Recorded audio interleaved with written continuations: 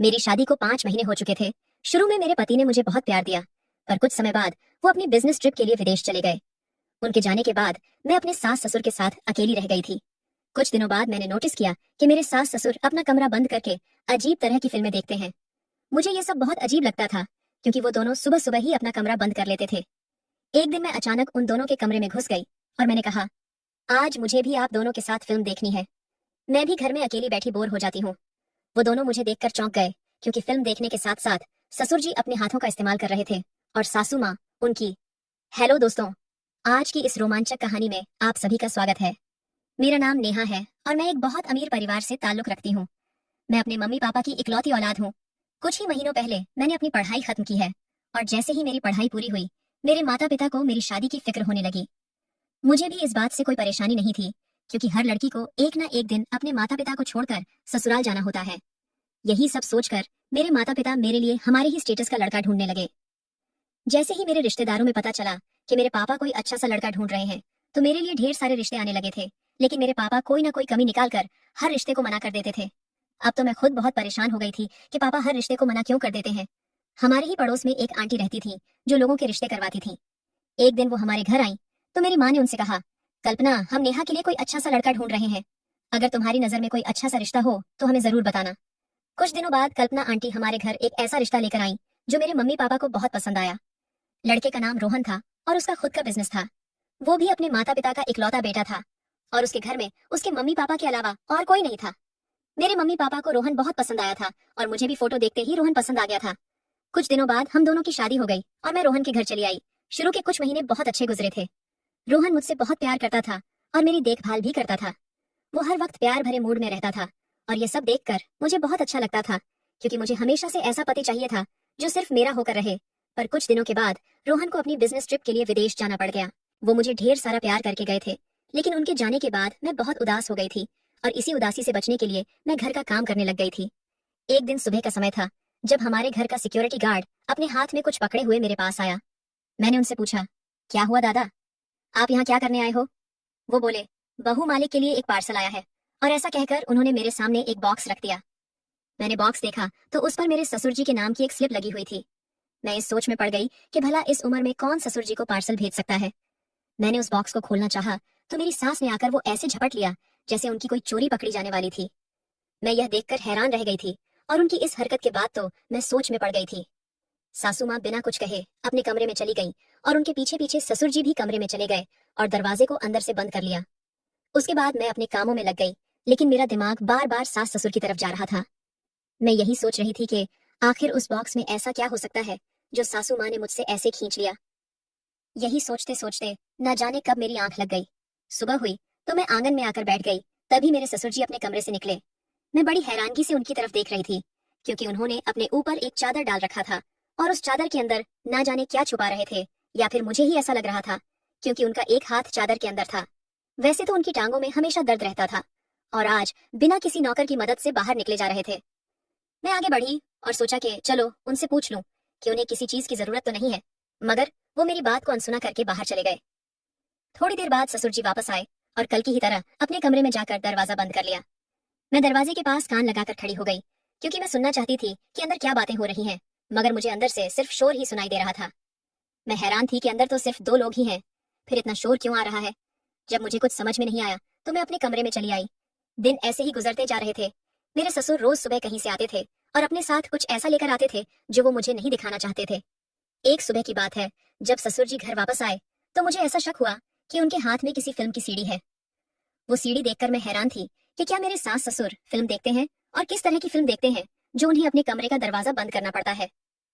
एक दिन मैंने फैसला किया कि आज मैं पता करके रहूंगी कि मेरे सास और ससुर ऐसा क्या देखते हैं जो उन्हें अपने कमरे का दरवाजा बंद करना पड़ता है। एक सुबह की बात है, ससुर जी बाहर से आ रहे थे और आज भी उनके हाथों में किसी फिल्म की सीडी थी। वो सीडी लेकर सीधा अपने कमरे में गए और जैसे ही उन्होंने कमरे का दरवाजा बंद करना चाहा, मैं तुरंत उनके कमरे में घुस गई। मैंने उनसे पूछा, आप दोनों सुबह सुबह दरवाजा बंद करके क्या कर रहे हो? मुझे अचानक से अपने सामने खड़ा देखकर उन दोनों के चेहरे का रंग उड़ गया। तभी मेरे ससुर ने जवाब दिया कि वो दोनों फिल्में देखते हैं। मैंने कहा, अगर आप दोनों फिल्में देखते हो तो दरवाजा बंद करने की क्या जरूरत है? फिल्में तो सबके सामने भी देखी जा सकती हैं। उन दोनों ने मेरी किसी भी बात का कोई जवाब नहीं दिया तो मैं भी वहां से बाहर आ गई। मेरे बाहर आते ही उन दोनों ने फिर से दरवाजा बंद कर लिया। मैं फिर से दरवाजे के पास कान लगाकर सुनने लगी कि वो दोनों सच में फिल्म देखते हैं या फिर मुझसे झूठ बोल रहे हैं, मगर मुझे अंदर से सिर्फ शोर सुनाई दे रहा था, जिस पर मुझे थोड़ा सा यकीन हो गया था कि क्या पता सच में फिल्म ही देख रहे हो। मगर अब ऐसा रोज ही होने लगा था। वो दोनों अंदर फिल्में देखते रहते थे और मैं बाहर अकेली बैठी रहती थी। शादी से पहले मैंने सुना था कि घर के बड़े बुजुर्ग घर की रौनक बढ़ाते हैं, पर यहाँ तो उल्टा ही था। मेरे सास ससुर तो सारा दिन कमरे में ही घुसे रहते हैं और मैं अकेली इतने बड़े घर में इधर उधर भटकती रहती हूँ। एक दिन मेरे दिमाग में एक आइडिया आया, क्योंकि मेरी बेचैनी को खत्म करने के लिए मेरे पास एक ही तरीका था और मैंने उसे अपनाने का सोचा। अगले दिन मैं सुबह जल्दी उठकर आंगन में बैठ गई। पर ये क्या, आज तो ससुर जी कहीं बाहर ही नहीं गए थे और ना ही कोई पार्सल हमारे घर आया था, और ऐसे ही 5 से 6 दिन और बीत गए। अब ना ही मेरे ससुर घर से बाहर जाते थे और ना ही कोई पार्सल आता था। एक दिन मैंने बातों ही बातों में उनसे पूछा तो वो मुझसे कहने लगे कि तुम्हें तो पता ही है बेटा कि मेरी टांगों में कितना दर्द होता है, इसलिए मैं हर रोज घर से बाहर नहीं जा सकता। मैं उनकी बातों पर भरोसा नहीं कर पा रही थी, क्योंकि कुछ दिन पहले तक तो वो रोज ही सीढ़ी लेने जाते थे। यही बात जब मैंने उनसे कही तो उन्होंने चिल्लाना शुरू कर दिया। वो बोले, बहू, कोई मेरे काम में दखल अंदाजी करे ये मुझे बिल्कुल भी पसंद नहीं है। तुम अपनी हद में रहो, वरना तुम्हारे लिए अच्छा नहीं होगा। उन्होंने इस तरह से कभी मुझसे बात नहीं की थी, इसलिए मैं रोती हुई वहां से अपने कमरे में आ गई। अब मुझे उनसे थोड़ा थोड़ा डर भी लगने लग गया था, पर अब मेरा शक यकीन में बदलता जा रहा था कि जरूर कोई ना कोई ऐसी बात है जो ये दोनों मुझसे छुपा रहे हैं। अगले दिन वो फिर सीढ़ी लेकर आए और अपने कमरे में चले गए। तभी मैं उनके पीछे गई और अपनी सासू माँ से कहा, आज मुझे भी आप दोनों के साथ फिल्म देखनी है। रोहन बहुत दिनों से अपनी बिजनेस ट्रिप पर गए हुए हैं और मैं घर में अकेली बोर हो जाती हूँ। क्या मैं भी आप दोनों के साथ यहीं बैठ जाऊं? उन दोनों ने मुझे ये कहकर कमरे से बाहर निकाल दिया कि ये हमारे जमाने की फिल्म है और तुम इसे नहीं देख सकती। इतना कहकर उन दोनों ने फिर से अपने कमरे का दरवाजा बंद कर लिया। अब मैं बाहर खड़ी इसी सोच में डूबी हुई थी कि यह क्या बात हुई भला। अगर मैं भी उनके जमाने की फिल्म देखना चाह रही हूँ तो वो दोनों मुझे क्यों नहीं देखने दे रहे। मैं उदास होकर उनके कमरे के बाहर ही बैठ गई। कुछ घंटे बाद मेरे सास ससुर भी बाहर निकल आए, पर मैंने उनसे कुछ नहीं कहा, क्योंकि मैं नहीं चाहती थी कि उन्हें मुझ पर शक हो जाए कि मैं उन दोनों पर निगरानी कर रही हूँ। दिन गुजर रहे थे, पर मुझे मेरे सवालों के जवाब नहीं मिल रहे थे। रात हो गई और मैं अपने कमरे में सोने के लिए चली आई। मेरे सास और ससुर भी अपने कमरे में चले गए थे। आधी रात को अचानक से मेरी आंख खुली तो मुझे मेरे कमरे में घुटन सी महसूस हुई, इसलिए मैं उठकर आंगन में चली आई। आंगन में आकर मैंने देखा कि दरवाजे पर 2 आदमी खड़े हुए हैं। ये सब देखकर मैं डर गई। पहले मैंने सोचा कि उनसे जाकर पूछती हूँ, पर फिर मेरी हिम्मत नहीं हुई। उन दोनों ने चादर ओढ़ रखी थी, इसलिए मुझे उनके चेहरे नहीं दिखाई दे रहे थे। अचानक मेरी आंखों के सामने अंधेरा छा गया और मैं बेहोश होकर जमीन पर गिर पड़ी। सुबह जब मेरी आंख खुली तो मैं अपने बिस्तर पर ही थी। मुझे सर में बहुत तेज दर्द हो रहा था और मैं बस यही सोच रही थी कि मैं अपने कमरे में कैसे आई। अचानक मुझे रात की बात याद आई और मैं बाहर की तरफ भागी, जहां मेरे सास और ससुर बैठे हुए थे। मैंने उनको कल रात की सारी बात बताई, पर मेरी सास ने कहा कि बहू, तुम्हें कोई भ्रम हुआ होगा। मैंने उन्हें समझाने की बहुत कोशिश की कि वो मेरा भ्रम नहीं था, लेकिन वो दोनों मेरी कोई बात सुनने के लिए तैयार नहीं थे। थोड़ी देर बाद उन्होंने सिक्योरिटी गार्ड को बुलाया और उससे पूछा कि क्या कल रात को कोई 2 आदमी आए थे। गार्ड ने जवाब दिया कि वो सारी रात ड्यूटी कर रहा था। अगर कोई अनजान व्यक्ति घर में दाखिल होने की कोशिश भी करता तो उसे पता चल जाता। हमारे घर में 2 सिक्योरिटी गार्ड थे और दोनों एक ही बात कर रहे थे। मेरी सास ने कहा, तुम कुछ दिनों से सही से खाना नहीं खा रही हो, शायद इसलिए कमजोरी की वजह से गिर गई होगी। उनकी बात सुनकर मैं खामोश हो गई, पर मैं सारा दिन इसी सोच में पड़ी रही कि सच में वहां पर कोई था और उसी में से किसी एक व्यक्ति ने मुझे बेहोश किया था। क्या सच था और क्या झूठ था, मेरी समझ में कुछ भी नहीं आ रहा था। मैं बहुत घबराई हुई थी। रात के 8 बज रहे थे और जब मैंने ससुर जी को घर से बाहर जाते देखा तो मैं हैरान रह गई। मैं बगैर कुछ सोचे समझे उनका पीछा करने लगी कि शायद मुझे कुछ पता चल सके। उनके पास गाड़ी थी, लेकिन वो पैदल ही जा रहे थे और मैं भी चोरी छुपे उनके पीछे जा रही थी। थोड़ी देर चलने के बाद वो आगे जाकर एक दुकान रुक गए। शायद वो सीढ़ी की दुकान थी। करीब 10 मिनट बाद ससुर जी उस दुकान से बाहर निकले। जब वो बाहर निकले तो उनके हाथ में एक सीढ़ी थी। उनके जाते ही मैं उस दुकान में घुस गई। दुकानदार से ससुर जी के बारे में कुछ पूछना चाहती थी, पर कुछ सोचकर वहीं रुक गई और कुछ सीढ़ी खरीद कर वापस घर आ गई। मैंने दुकानदार से कोई सवाल जवाब नहीं किया, क्योंकि क्या पता वो ससुर जी को सब बता देता, जिसकी वजह से मैं मुश्किल में आ जाती और मैं कोई खतरा मोल नहीं लेना चाहती थी। घर आकर मैंने फिर से ससुर जी का कमरा बंद पाया। मैं अपने कमरे में आकर बैठ गई और यही सब सोचने लगी।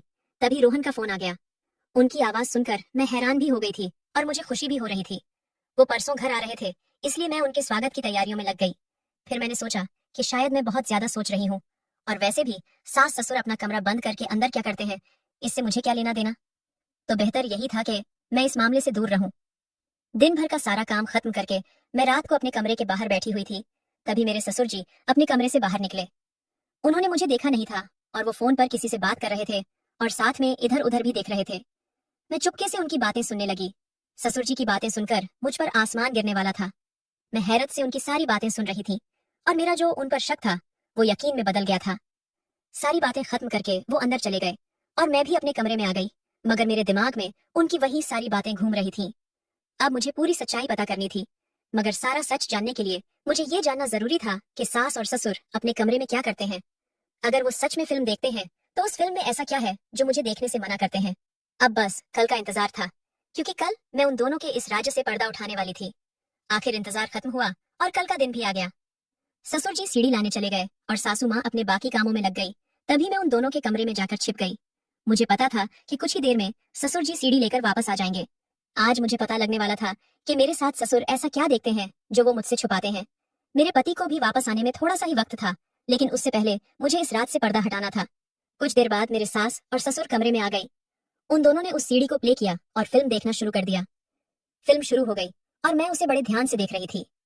जैसे जैसे फिल्म आगे बढ़ रही थी मैं शर्म के मारे पानी पानी हो रही थी। मैंने उस फिल्म में जो भी देखा था उसके बाद मैं वहीं जम गई थी, क्योंकि मुझे समझ नहीं आ रहा था कि मुझे अब क्या करना चाहिए। आधे घंटे बाद वो फिल्म खत्म हो गई और मैं गुमसुम होकर वहीं बैठी रही। मुझे अंदाजा भी नहीं था कि अगर मेरे सास ससुर को मेरे वहां होने का पता लग गया तो मेरे साथ क्या करेंगे। मैं अब अपने आगे के प्लान का इंतजार करने लगी। करीब 10 मिनट बाद दरवाजे पर दस्तक हुई। मेरी सास ने जैसे ही दरवाजा खोला तो वो दंग रह गई, क्योंकि बाहर पुलिस वाले खड़े हुए थे और मैं भी उसी वक्त उनके कमरे से निकलकर बाहर की ओर भागने लगी। मुझे उनके कमरे से बाहर आता देख सास ससुर दोनों चौंक गए थे।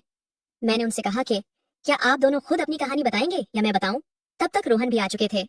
पुलिस ने जब सख्ती से पूछना शुरू किया तो मेरे ससुर जी ने बताया कि हम लोग एक गैंग के लीडर हैं और हमारे साथ बहुत सारे आदमी काम करते हैं।